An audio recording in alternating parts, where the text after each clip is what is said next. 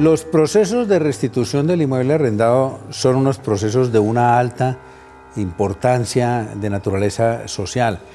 Normalmente, en un país que empieza a atravesar dificultades de naturaleza económica, se empiezan a manifestar fundamentalmente en el número e incremento de los procesos de restitución del inmueble arrendado. Es un proceso trascendental porque toca a núcleos poblacionales normalmente desprotegidos y por supuesto haremos una presentación de los aspectos más generales e importantes de este tipo de proceso.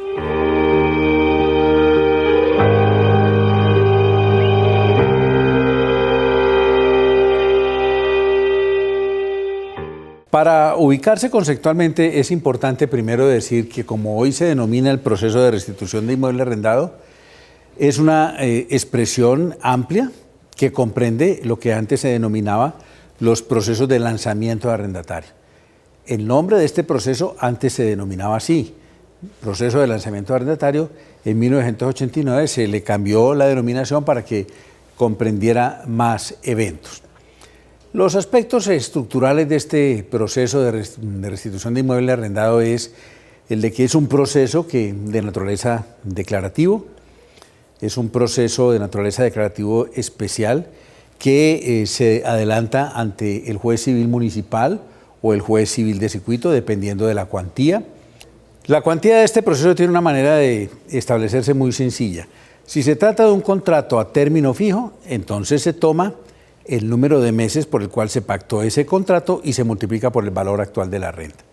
Si ese contrato está a término indefinido, entonces se toma el valor actual de la renta durante 12 meses. Los aspectos centrales de este proceso de restitución de tenencia del inmueble arrendado están dados además por la primera característica, y es de que en los procesos declarativos, por regla general, debe practicarse de manera previa a la formulación de la demanda una audiencia de conciliación extrajudicial en derecho.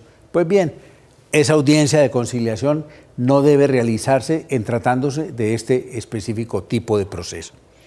Ahora bien, la demanda con la que se formule un proceso de restitución del inmueble arrendado, de tenencia del inmueble arrendado, debe estar acompañada de prueba del contrato. ¿Cuál puede ser esa prueba? O un documento, o puede ser un interrogatorio de parte, o una inspección judicial. Es decir, al juez, desde el momento en el que se presenta la demanda, hay que probarle que existe un contrato de arrendamiento. Ahora bien, dependiendo de si en esa demanda se está ejerciendo la restitución especial de un inmueble destinado a vivienda urbana, esas causales de restitución especial de vivienda urbana son que el arrendador requiera el bien para habitarlo por un término no menor de 12 meses, que lo requiera para demolerlo, que lo requiera para repararlo, que lo requiera para entregárselo a la persona al que se lo compró, si fue que lo enajenó. Y además, cuando se trate de un inquilino que lleve más de 4 años viviendo en ese mismo lugar, el demandante puede formular la demanda pidiendo la restitución, en cuyo evento deberá acompañar un recibo por el equivalente a un canon de arrendamiento y medio a título de indemnización. De manera que cuando las causales son por la restitución especial del inmueble arrendado, deberá acompañar los anexos relativos a cada causal. Por ejemplo, si se trata de que la persona requiere el bien para demolerlo o repararlo, tiene que acompañar el contrato de obra. Además, tiene que acompañar una caución por el equivalente a 6 meses de canon de arrendamiento, con base en la cual presta esa caución para garantizar que cuando le entreguen el bien por haber invocado esa causal, dentro de los 6 meses siguientes va a cumplir con esa específica causal. Y además tiene que acompañar un requerimiento hecho con 3 meses de antelación a la formulación de la demanda, en la que el demandante le está informando al inquilino que le debe entregar el específico bien. Si la causal de restitución especial es, por ejemplo, la de que la persona necesita el bien porque va a vivir allí un término no menor de 12 meses, tendrá que acompañar la caución y el respectivo requerimiento hecho con 3 meses de antelación. En el caso de que esté invocando la causal de que el inquilino lleva más de 4 años, pues tendrá que acompañar, además del contrato, tendrá que acompañar la consignación por el equivalente a un canon de arrendamiento y medio, que es lo que va a pagar a título de sanción o de indemnización a ese inquilino. Cuando se trata de la restitución de locales comerciales en los que el inquilino lleve más de 2 años, ese demandante tiene también la posibilidad de pedir la restitución especial del bien cuando requiere que el inmueble sea reparado, que sea demolido. En esos eventos, o que va a poner un negocio en ese mismo lugar que sea sustancialmente diferente de aquel que viene teniendo el inquilino. En ese evento, ese inquilino que lleva más de 2 años ejerciendo en ese mismo lugar una misma actividad empresarial o económica, tiene un derecho, y es el de que se renueva ese contrato por el mismo término inicialmente pactado, como una protección al orden público económico.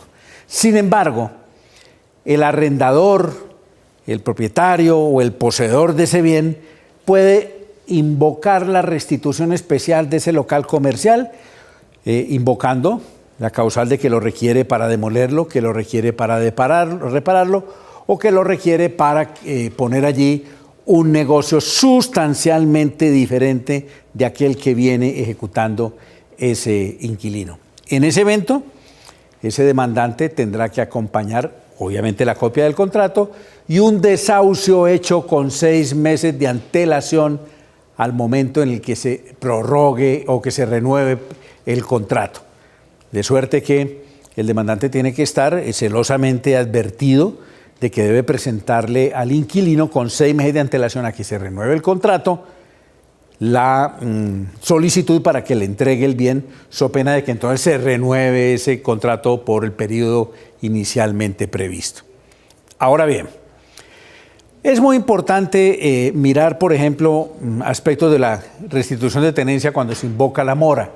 Cuando se invoca la mora en el pago imputable al inquilino, hay que distinguir si la mora se está predicando solamente de los cánones de arrendamiento o si se está predicando de los cánones de arrendamiento y además de otros servicios a cargo del inquilino, como serían, por ejemplo, los servicios de agua, luz, teléfono o la cuota de administración del correspondiente edificio.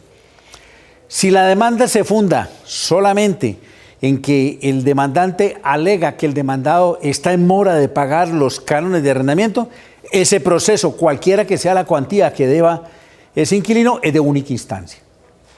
Pero si lo que se está alegando es que el demandado está en mora de pagar los cánones y además de eso otros emolumentos a cargo de él, el proceso será de 2 instancias si, de acuerdo con la cuantía, se da la posibilidad de que ese asunto tenga 2 instancias. ¿Quién está legitimado para formular la demanda? La demanda está legitimado para formularla el arrendador. En el caso de la restitución especial, también está legitimado para formularla el propietario o el poseedor. Y aquí es muy importante tener en cuenta que desde el punto de vista pasivo, la demanda se dirige contra el inquilino. Y es muy importante hacer mención de una norma que está contenida en la Ley 820 del año 2003, que prevé la solidaridad del cumplimiento de las obligaciones de los arrendatarios, cualquiera que sea la obligación, lo cual implica, de acuerdo con esa disposición, que los inquilinos son solidariamente responsables, no solamente los coarrendatarios, no son solamente responsables de pagar las cargas económicas, sino que a cualquiera de ellos se le podría exigir la entrega del bien. Yo creo que esa norma es de dudosa constitucionalidad, porque la demanda se debe dirigir contra el inquilino que tenga la cosa en su poder. No se puede pretender formular la demanda cuando hay coarrendatarios contra una persona que, a pesar de ser coarrendatario, se sabe que no tiene el bien. La obligación de restituir el bien solamente es exigible respecto de quien efectivamente tenga la cosa. Yo hago esa anotación frente a esa norma que está prevista en la Ley 820 del 2003, que me sugiere que es inconstitucional por violar el debido proceso y el derecho de defensa. Bien. Lo otro que surge en materia del proceso de restitución del inmueble arrendado son las conductas de ese demandado. Ese demandado puede ejercer cualquier conducta que puede ejercerse en cualquier proceso declarativo, menos la de formular la demanda de reconvención. Le está expresamente prohibida esa posibilidad. Todas las demás conductas las puede ejercer, pero hay una circunstancia que es la siguiente. Para que ese demandado, cuando la causal que se está alegando es la mora en el pago de los cánones de arrendamiento o de los demás servicios, pueda oponerse, es necesario que acredite que está en paz y a salvo por las sumas de dinero que el demandante dice que no le han sido pagadas. Es un requisito para que conteste la demanda, para que se pueda oponer. Y cualquiera que sea la causal que se invoque para la restitución de tenencia, ese demandado en el proceso también tiene que acreditar que ha pagado. El objeto del proceso no es el pago del canon de arrendamiento, sino la restitución del bien, pero la ley quiere que ese arrendador no comparezca al proceso en condiciones de desigualdad. Es decir, que el inquilino, para poder ser oído y defenderse en el proceso, tenga que cumplir la carga de pagar. Si el demandado no se opone, no formula ninguna defensa, el juez debe dictar sentencia de plano, sin ningún trámite, ordenando la restitución. Esa sentencia tendrá además la característica de que no será susceptible de ningún recurso de apelación.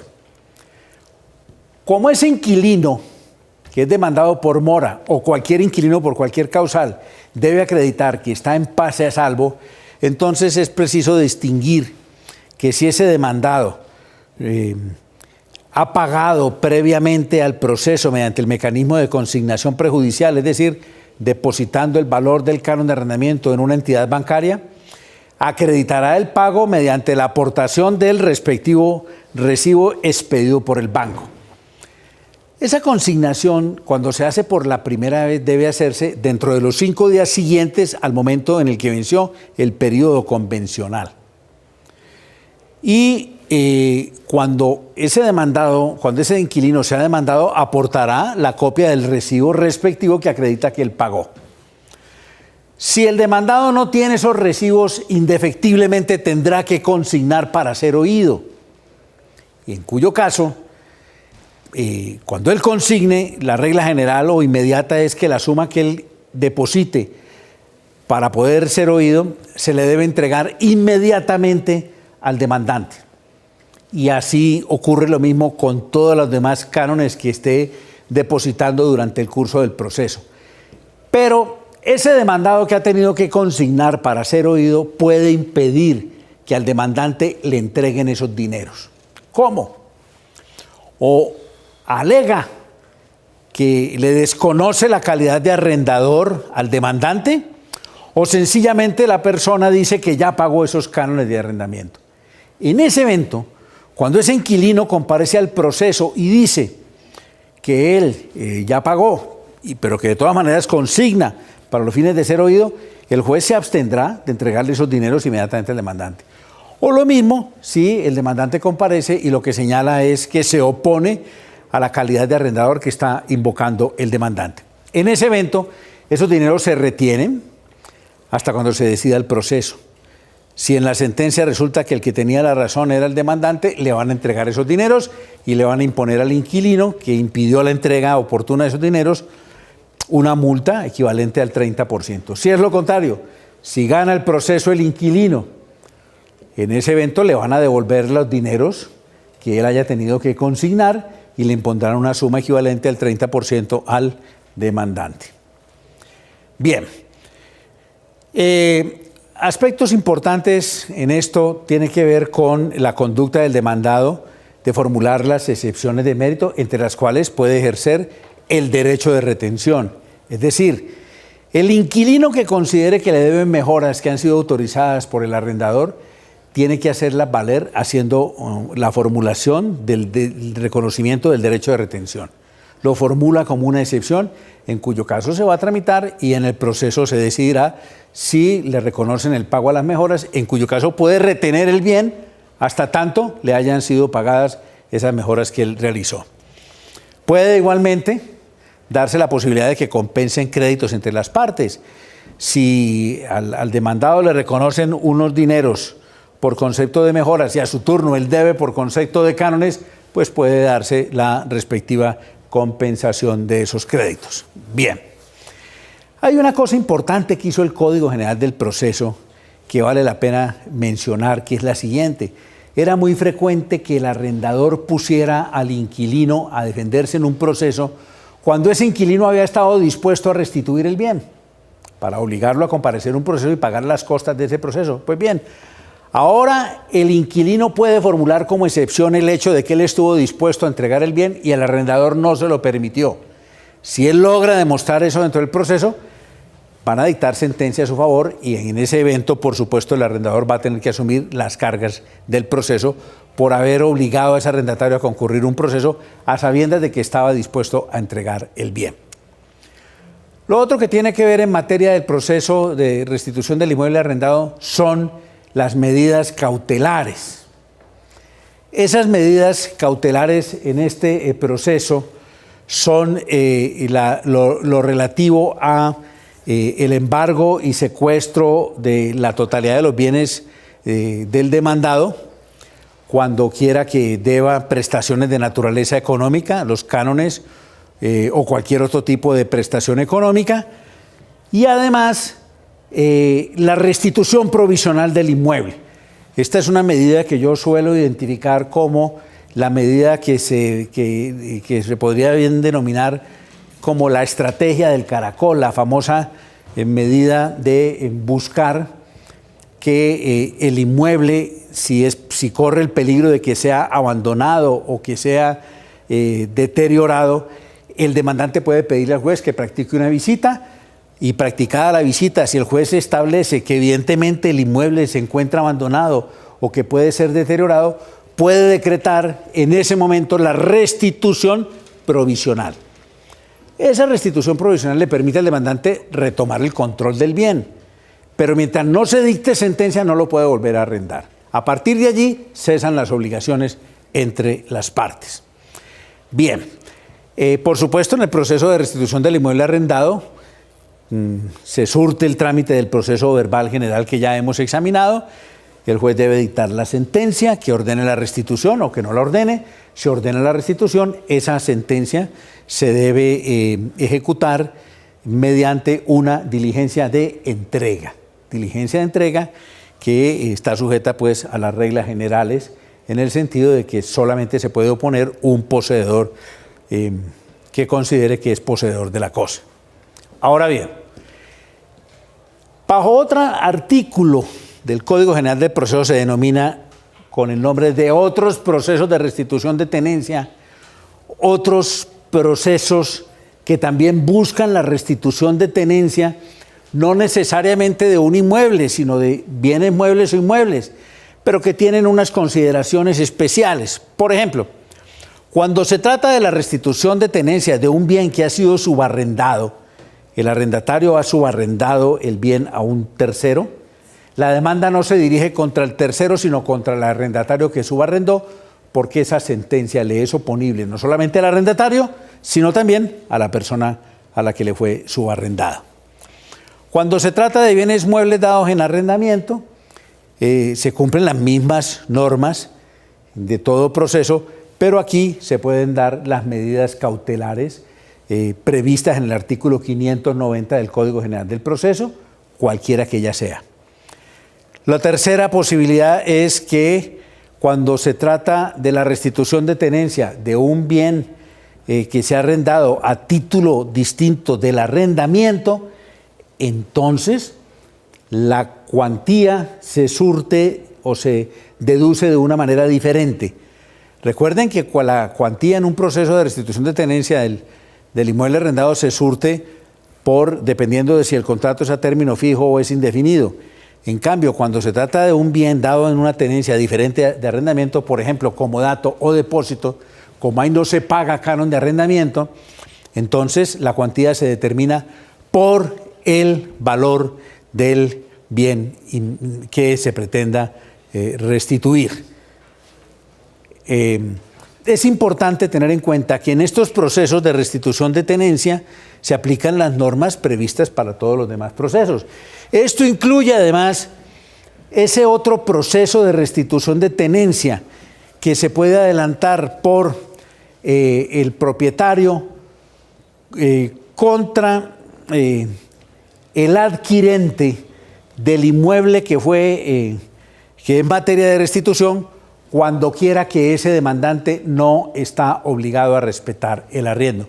Como se sabe, el arrendamiento solamente está obligado a ser respetado cuando quiera que sea celebrado mediante escritura pública. Al decir del profesor Valencia Sea, un contrato de arrendamiento suscrito por escritura pública, pues tiene los alcances de ser una especie de derecho real. En esos procesos, salvo esas disposiciones especiales en cada caso, las normas que se aplican son las propias del proceso de restitución del inmueble arrendado.